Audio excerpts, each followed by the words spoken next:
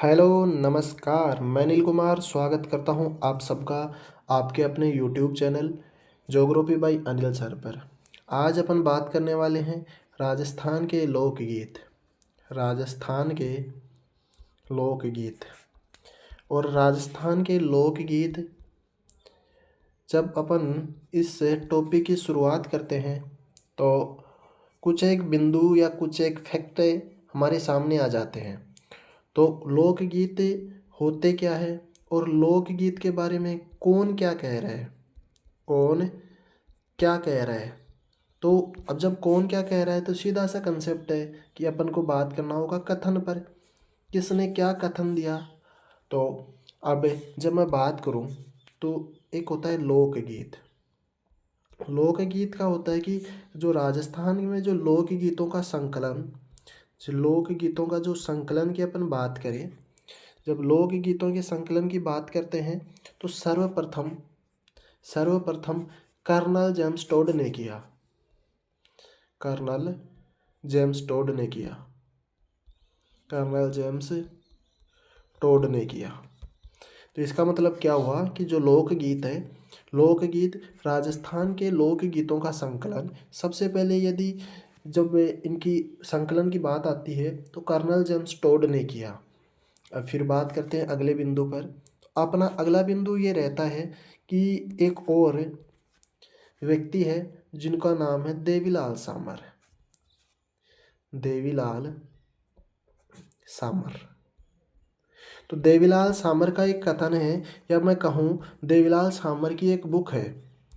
उस बुक का नाम है राजस्थानी लोकगीत। देवीलाल जो सामर की एक पुस्तक है, उस पुस्तक का नाम है राजस्थानी लोकगीत। तो आपने देखा कि लोकगीत का सबसे पहले संकलन किसने किया, तो ये आ जाते हैं कर्नल जेम्स टोड ने। फिर ये कहें कि ये जो एक पुस्तक का नाम पूछे कहीं कि रसदेवीलाल सामर की पुस्तक का नाम क्या था लोकगीतों के संबंध में, तो उस पुस्तक का नाम अपना रहने वाला है राजस्थानी लोकगीत।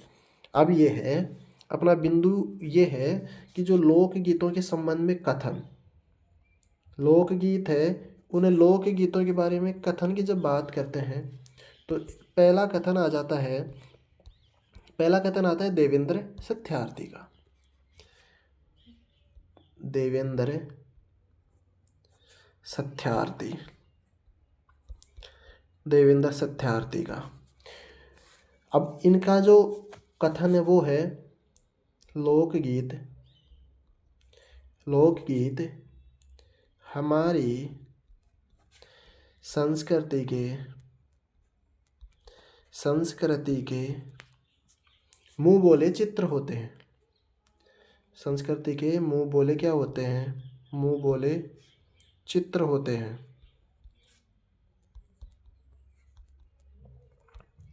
तो इस परिभाषा को याद कैसे किया जाए कि मैं अपनी तरफ से जो मैं जिस तरह से इसको याद कर रखा हूँ या सबसे सरल में बनाने की कोशिश करूँ, तो ये है कि जो देवेंद्र सत्यार्थी है उनका कथन है लोकगीत हमारी संस्कृति के मुंह बोले चित्र होते हैं। कैसे चित्र होते हैं, मुंह बोले चित्र होते हैं।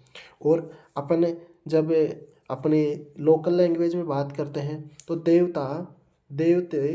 जो देवता होते हैं, देवता अपना जो पर्चा देते हैं, वो पर्चा किससे देते हैं, मुंह से। तो देव मतलब देवता किससे बोलते हैं, मुंह से बोलते हैं। तो सीधा सा अपने को याद रखना है देवेंद्र सत्यार्थी का कथन है। यदि ये परिभाषा पूछ ले तो आपको इतना सा याद रखना है कि देवता किससे बोलते हैं, मुंह से बोलते हैं। और मुंह से बोलते हैं मतलब अपना कथन सही हो गया। और सही होते ही अपने को एग्जाम में क्या मिलेगा, फायदा होने वाला है। तो अगला जब दूसरे पॉइंट की जब बात करते हैं तो वो है महात्मा गांधी का। महात्मा गांधी जी का। और गांधी जी का जो कथन है, गांधी जी का कथन है लोकगीत, लोकगीत जनता की, लोकगीत जनता की भाषा है। लोकगीत जनता की क्या है, भाषा है। तथा यह तथा यह हमारी तथा यह संस्कृति के हमारी संस्कृति के पहरेदार है। संस्कृति के क्या है, पहरेदार होते हैं, पहरेदार होते हैं। तो क्या संस्कृति के पहरेदार होते हैं।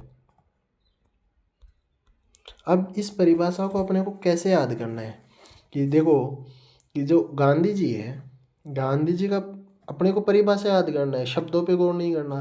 गांधी जी ने हमेशा भारत को आज़ाद कराने के लिए क्या दिए, पहरे दिए। मतलब कि अंग्रेज भारत में कैसे जैसे भी घुसे हैं तो ज़्यादा दखल अंदाजी नहीं करे। इस वजह से क्या हुआ कि ये मतलब गांधी जी का एक तरफ से ये मानो कि गांधी जी हमेशा पहरा देते रहे। तो अपनी परिभाषा भी इस पहरे से क्या होती है, कंप्लीट। क्या कि जो लोकगीत है ये जनता की क्या है, लोकगीत जनता की क्या है, भाषा है। और यह हमारी संस्कृति के भी क्या है, पहरेदार है। तो मतलब गांधी जी क्या देते थे, पहरा देते थे। ये दो शब्दों से अपनी परिभाषा कंप्लीट हो जाती है। अब अपन अगली परिभाषा पे जब जाएं तो अगली परिभाषा आती है तीसरी। तीसरी परिभाषा क्या है अपनी, रविंद्रनाथ टैगोर की। रविंद्रनाथ टैगोर की। और रविंद्रनाथ टैगोर की जो परिभाषा है वो क्या है, लोकगीत संस्कृति के सुखद संदेश ले जाने की एक कला है। लोकगीत परिभाषा है, लोकगीत हमारी संस्कृति के,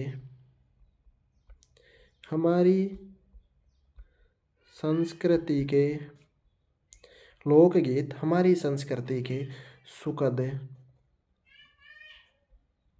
सुखद संदेश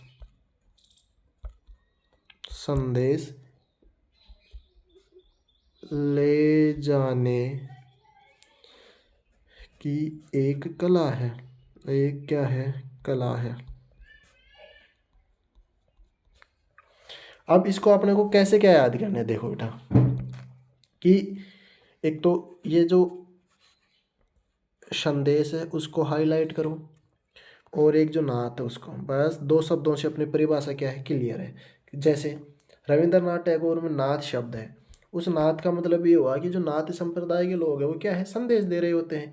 तो अपने को सीधा सा वन वर्ड याद करना है कि नाथ क्या होते हैं, संदेश देते हैं। तो परिभाषा भी अपने की क्या, कंप्लीट। क्योंकि वहाँ एग्जामिनर परिभाषा देगा और सीधा पूछेगा किसका, इसका जो संबंध है किससे है। तो नाथ जो रविंद्रनाथ टैगोर है वो क्या देते हैं, हमें संदेश देते हैं, और अपनी परिभाषा कंप्लीट। तो कितनी परिभाषाएं अपनी क्लियर है, 3। अगली जो परिभाषा है वो है 4 नंबर की परिभाषा, और वो है जवाहरलाल नेहरू की। अब इसको क्या है, लोकगीत लोकगीत राज्य की, लोकगीत राज्य की आत्मा होती है। लोकगीत राज्य की क्या होती है, आत्मा होती है। तो परिभाषाएं कितनी हो गई अपनी, 4 परिभाषा। और 4 परिभाषा चौथी है पंडित जवाहरलाल नेहरू का क्या कथन है, लोकगीत राज्य की क्या है, आत्मा है। राज्य की क्या है, आत्मा है। अब आगे अपन जब बात करें तो जब आगे जैसे ही अपन बढ़ेंगे तो अगला अपना जो पहला लोकगीत रहने वाला है, पहला लोकगीत क्या रहने वाला है कि जो केसरिया बालम लोकगीत। अब मैं उम्मीद करता हूँ कि आपको जो ये परिभाषाएं हैं वो तो समझ में आई होंगी। और परिभाषाएं क्या क्या है देखते हैं एक बार पुनः इनको, कि अपन पढ़ रहे हैं राज्य के लोकगीत। राज्य के लोकगीतों में पढ़ते हैं कि किसने क्या कहा। सबसे पहले लोकगीतों का संकलन किसने किया, कर्नल जेम्स टोड ने। उसके बाद में जब अपन देखें कि देवीलाल सामर की पुस्तक का नाम है राजस्थानी लोकगीत। फिर देखते हैं अपन कथनों पर आते हैं तो देवेंद्र नाथ सत्यार्थी जो लोकगीत हमारी संस्कृति के मुंह बोले क्या है, चित्र है। फिर अगला आ जाता है किसका, फिर महात्मा गांधी जी का। और गांधी जी क्या थे, पहरेदार। तो लोकगीत जनता की क्या है, भाषा है, तथा यह हमारी संस्कृति के क्या होते हैं, पहरेदार होते हैं। फिर अगला जब कथन की बात करते हैं तो अगला कथन अपना आ जाता है कि रविंद्रनाथ टैगोर। तो नाथ जी क्या होते हैं, संदेश देते हैं। और बस ये अपनी परिभाषा कंप्लीट। लोकगीत हमारी संस्कृति के सुखद संदेश ले जाने की क्या है, कला है। फिर जब अपनी अंतिम परिभाषा पे बात करें नेहरू जी की, तो नेहरू जी कहते हैं लोकगीत राज्य की क्या है, आत्मा है। लोकगीत राज्य की क्या है, आत्मा है। अब बढ़ते हैं अपन जो लोकगीत जो है उन लोकगीतों पर। और जो पहला लोकगीत है अपना, पहला लोकगीत है अपना कौन सा? केसरिया बालम लोकगीत। केसरिया बालम, केसरिया बालम लोकगीत। इस लोकगीत की जब अपन बात करते हैं तो ये अपने आप में क्या है? एक राज्य गीत। ये क्या है? राजस्थान का राज्य गीत। केसरिया बालम लोकगीत क्या है? राजस्थान जो राज्य उसका राज्य गीत है। फिर अगली परिभाषा की जब बात करते हैं तो यह एक कौन सा गीत है? यह एक स्वागत गीत है। कैसा गीत है? स्वागत गीत। फिर पूछा जाए कि इसकी केसरिया बालम जो लोकगीत है उसकी शैली कैसी है, तो शैली की जब बात करते हैं तो इसकी शैली आती है मांड शैली। कौन सी शैली आती है? मांड शैली। फिर अगली बात अपन बात करते हैं कि सर्वप्रथम गाया किसने? तो यह सबसे पहले जब इसका गायन किसने किया? सर्वप्रथम गायन, सर्वप्रथम गायन किया मांगी बाई ने। किसने? मांगी बाई ने। मांगी बाई ने। अब प्रश्न ये भी है कि सबसे ज़्यादा बार किसने गाया, या मैं कहूँ कि सर्वाधिक बार किसने गाया? तो यहाँ अपन लिखते हैं सर्वाधिक बार। तो सर्वाधिक बार यदि गाए जाने वाले की बात करें तो वो है कौन? अल्लाह जिलाबाई।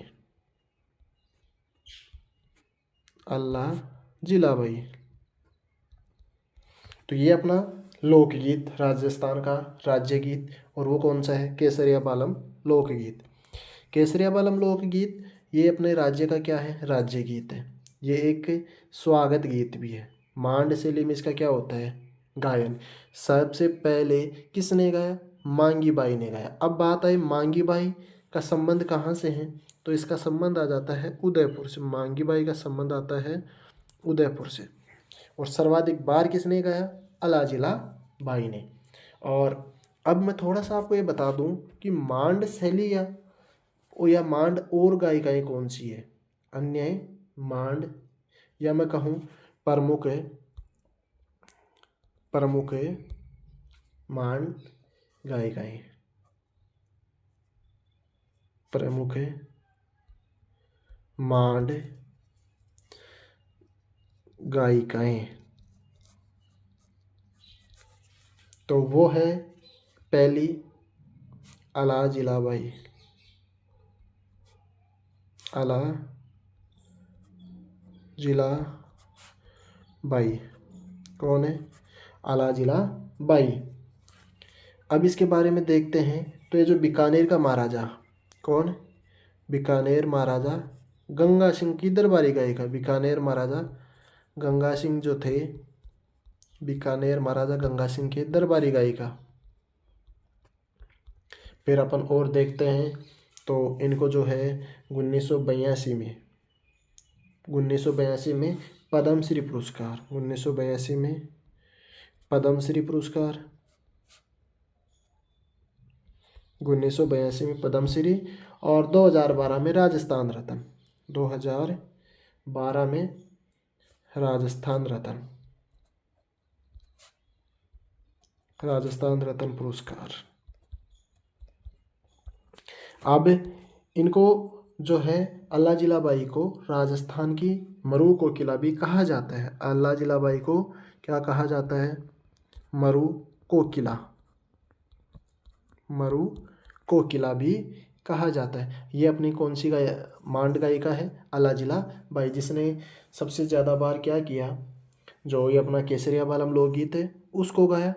अब ये बीकानेर के जो महाराजा गंगा सिंह थे उनके दरबारी गायिका हुआ करती थी। और जब अल्लाह जिलाबाई ये जो अपना गीत है सर्वाधिक बार गाया जाने वाला केसरिया बालम लोकगीत, इसको गाया तो 1982 में पद्मश्री पुरस्कार भी इन्हें दिया गया। फिर बात करें 2012 की तो इन्हें राजस्थान रत्न पुरस्कार भी दिया गया और इन्हें मरु कोकिला भी कहा जाता है। अब बात करें अन्य और भी जो मांड शैली की गायिकाएँ हैं उनका जब मैं नाम लिखूं तो आता है बनो बेगम। क्या आ जाता है? बन्नो बेगम, बन्नो बेगम। फिर बात करें कि मांगी बाई, मांगी बाई, गौरी देवी। ये गौरी देवी कहाँ की है?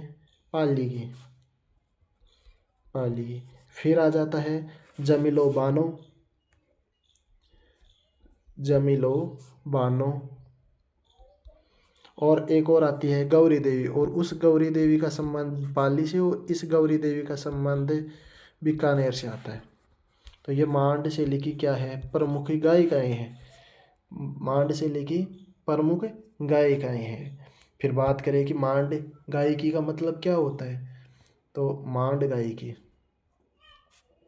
तो मांड गायिकी ये जो है मांड शैली या मांड गायिकी का मतलब है कि जो अपना पश्चिम का राजस्थान है, जैसे मैं बात करूँ पश्चिमी राजस्थान, गंगानगर, हनुमानगढ़, बीकानेर, चूरू, झुंझुनू, जोधपुर, जैसलमेर, ये वाला जो हिस्सा है, यहाँ पश्चिमी राजस्थान की एक मुख्य शैली है।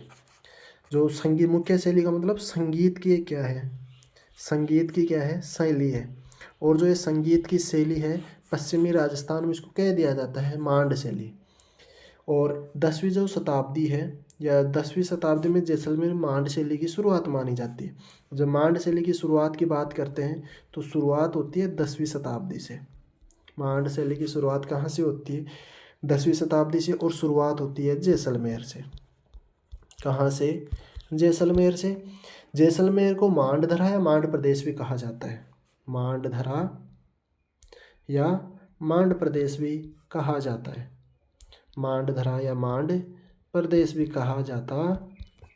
अब फिर बात करें कि मांड जो शैली है, वो मांड शैली में जो गायन करती है वो जातियाँ कौन सी रही होंगी? तो मांड शैली में गायन करने वाली जातियों की जब बात करें तो जातियाँ भी पश्चिमी राजस्थान की रही होंगी। और पश्चिमी जो राजस्थान है, पश्चिमी राजस्थान में जो जातियाँ हैं वो है लंगा, मांगणियार, लंगा, मांगणियार, ठाटी, ठाठी, मिरासी, ठाठी, मिरासी, कलावत, लंगा, ठाटी, मांगणियार, मिरासी, कलावत, ढोली, ढोली, राणा। ये जो आदि जातियाँ हैं वो मांड जो शैली है उसका गायन करने वाली जातियाँ रही हैं। तो ये अपनी क्या है? मांड गायिकी या मांड शैली। तो मैं बात करूं कि जो मांड शैली के बारे में, तो इसका सीधा सा ये है कि जो मांड शैली पश्चिमी राजस्थान है, उस पश्चिमी राजस्थान की शैली है, या पश्चिमी राजस्थान में मांड शैली प्रचलित है। अब इसकी शुरुआत कहाँ से हुई? तो जब मैं शुरुआत की बात करूँ तो 10वीं शताब्दी में इसकी शुरुआत होती है। और कहाँ से? जैसलमेर से। अब मांडधरा या मांड प्रदेश भी जैसलमेर को क्या है? कहा जाता है। क्यों कहा जाता है? क्योंकि मांड शैली का वहाँ से विकास हुआ माना जाता है। अब फिर मांड शैली की गायन जातियाँ कौन सी है? मांड शैली की गायन जातियाँ कौन सी है? तो वो भी हम आपको बता दिए कि मांड शैली की जो जातियाँ हैं वो गाय की जातियाँ हैं लंगा, फिर आती है कलावत, ढोली, राणा, मांगणिया, ढाडी, मिरासी। ये क्या है? प्रमुख क्या है? जातियाँ। और वो जातियाँ कौन सी है? जो मांड गायिकी है या मांड शैली में गायन करती है। फिर अगला अपना गीत आ जाता है, कौन सा गीत है? कौन सा गीत आ जाता है? दूसरा आता है झोरावा, झोरावा, झोरावा। अब इसकी जब विशेषताओं की बात करें तो ये क्या है? विरह गीत है। कौन सा गीत है? विरह गीत है। और यह है, अब झोरावा है क्या? जब जैसलमेर जो क्षेत्र है, जैसलमेर की जो इलाका है, वहाँ की जो महिलाएं हैं, जब महिलाओं का पति प्रदेश चला जाता है, और जब महिलाओं का पति प्रदेश रहता है तो उस महिला को पति की याद आती, और उस पति की याद में जो गीत गाया जाता है वो गीत कहलाता है कौन सा? झोरावा गीत।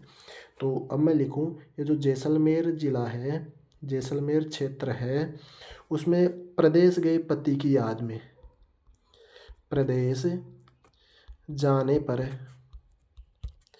उसकी याद में, उसकी याद में प्रदेश जाने पर उसकी याद में क्या है, ये गीत गाया जाता है। कौन सा गीत? झोरावा गीत। झोरावा गीत विरह गीत है, जैसलमेर में गाया जाता है। प्रदेश जाने पर उसकी याद में कौन सा गीत है? लोकगीत। ये जो झोरावा गीत है वो है गाया जाता है। फिर एक अगला गीत अपना, अगला जो गीत है वो आ जाता है मुमल। कौन सा गीत आता है? मुमल। अब ये जो मुमल गीत है, इस मुमल गीत की बात करें तो यह कैसा गीत है? श्रृंगार गीत है। श्रृंगार गीत। कैसा गीत? श्रृंगार गीत। यह कहाँ का है? कौन से क्षेत्र का? ये भी जैसलमेर का। मुमल गीत जैसलमेर का क्या है? प्रसिद्ध है। ये सॉरी, जैसलमेर का प्रसिद्ध है।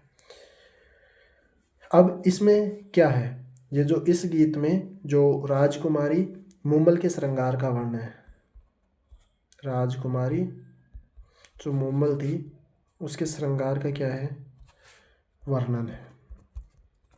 राजकुमारी मुमल का जो श्रृंगार है उस श्रृंगार का वर्णन है। और जब श्रृंगार का वर्णन है तो जाहिर सा है श्रृंगार गीत होगा।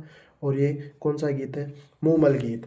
तो मुमल लोदरवा की राजकुमारी हुआ जा आपने कभी सुना होगा महेंद्र मुमल की कहानी। तो जो मुमल जो लोदरवा की राजकुमारी और महेंद्र कहाँ का राजकुमार? अपने यहाँ का, जैसलमेर का। तो अब जब इस मुमल गीत की जब बात करते हैं आगे, तो इस मुमल में क्या होता है? मुमल में नख से सिर तक का, मतलब नख से जो सिर है तक का श्रृंगार वर्णन, तक का श्रृंगार का क्या होता है? वर्णन होता। नख से सिर तक श्रृंगार का क्या होता है? वर्णन। मुमल मैंने बता दिया लोदरवा की क्या थी? राजकुमारी थी। फिर आगे अपना जो अगला लोकगीत था, 4 नंबर का लोकगीत है, वो है कौन सा गीत है? रतन राणा। रतन राणा। यह आज की क्लास का अंतिम लोकगीत रहने वाला है। फिर आगे जो बाकी लोकगीत अगली क्लास में अपन क्या है देखने वाले। तो ये कैसा गीत है? एक भक्ति गीत। भक्ति गीत। कैसा गीत? भक्ति गीत है। अब इसका क्षेत्र कौन सा है? तो इसका क्षेत्र है सिंध क्षेत्र। सिंध क्षेत्र। और पश्चिमी राजस्थान में ये क्या है?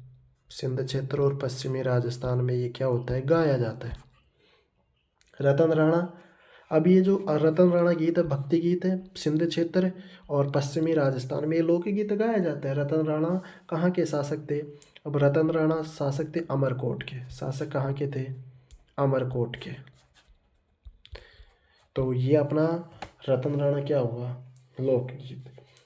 तो अब मैं उम्मीद करता हूँ कि आपको ये क्लास अच्छी लगी होगी। और जब अच्छी लगी होगी तो आपको पता है क्या करना है? कमेंट करके मुझे बताना है कि कैसी लगी। और जो अपना ये चैनल है, चैनल पर यदि कोई नया है तो चैनल को लाइक करें, और चैनल को लाइक करके शेयर करें, सब्सक्राइब करें और कमेंट करके हमें ज़रूर बताइए कि आपको ये वीडियो कैसी लगी। तो अब मैं जो इस क्लास का नेक्स्ट पार्ट है वो नेक्स्ट पार्ट भी जल्दी ही लेकर आऊँगा। तो तब तक मिलते हैं आप सबसे अगली क्लास में। थैंक यू, बाय बाय, जय हिंद, जय जवान।